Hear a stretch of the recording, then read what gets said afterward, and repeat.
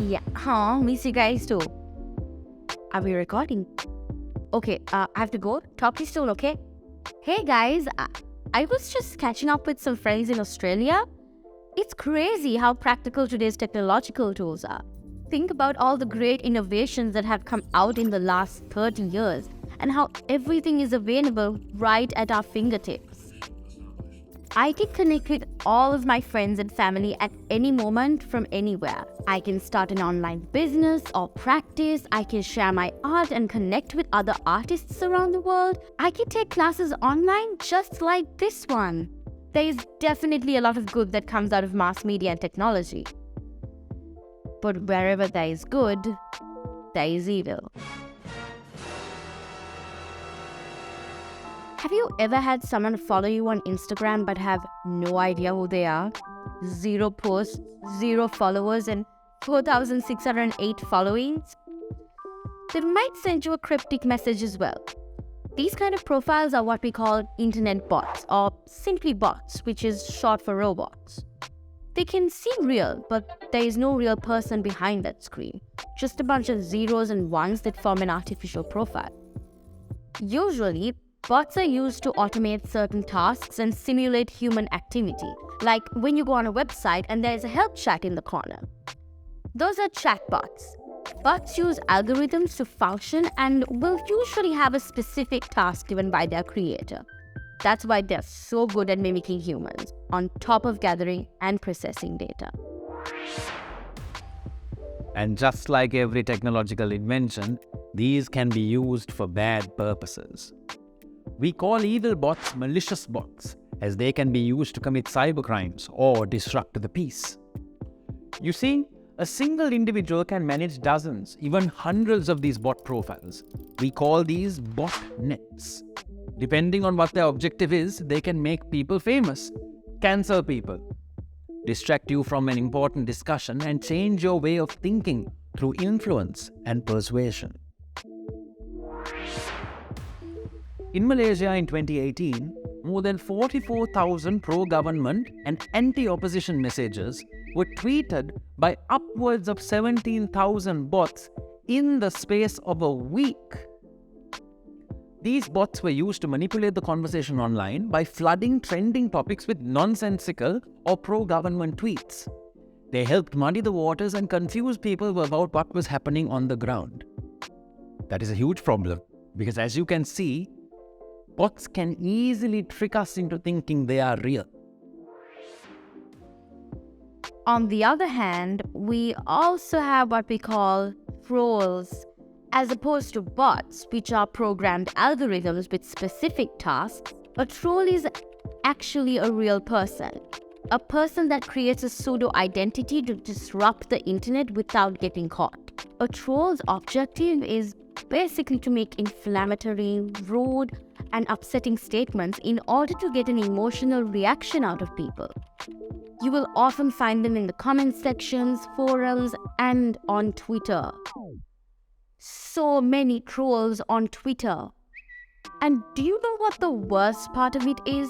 It's that most of the time, these individuals do it just for fun. Their goal is to provoke and upset people. Now you can get why we call them trolls. Stupid troll. For example, a troll will express an opinion and then use bots to represent massive support for that opinion, with simulated social media reactions such as comments, likes, and shares. Trolls will usually cause online disruption, but sometimes they can go further than that and become hackers. A hacker is basically a person who manages to gain access to unauthorized data. They can hack and reveal personal information such as phone numbers, bank accounts, and even street addresses. They can spread fake news and allegations to discredit you and ruin your career. Please note that there is a difference between a troll and a hacker. They are two different things, but aren't mutually exclusive. The notorious hacking group Anonymous has declared war on Russia. For example, Anonymous is a worldwide group of hackers that reveal confidential information related to corruption.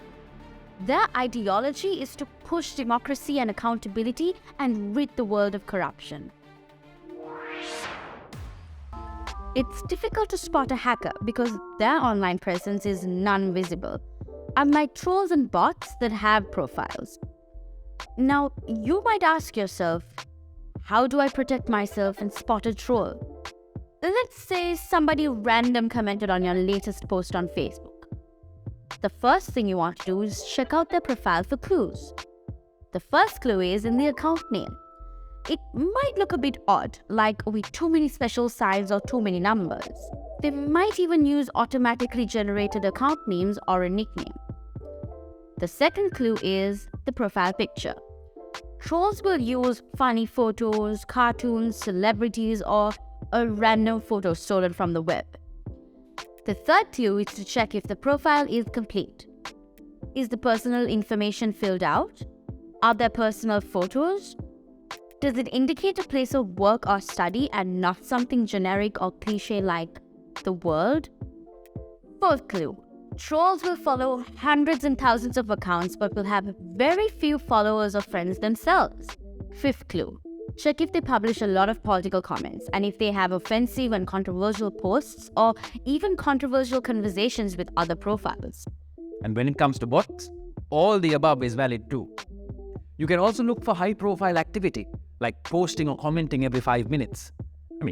We spend a lot of time online, but that is just not normal.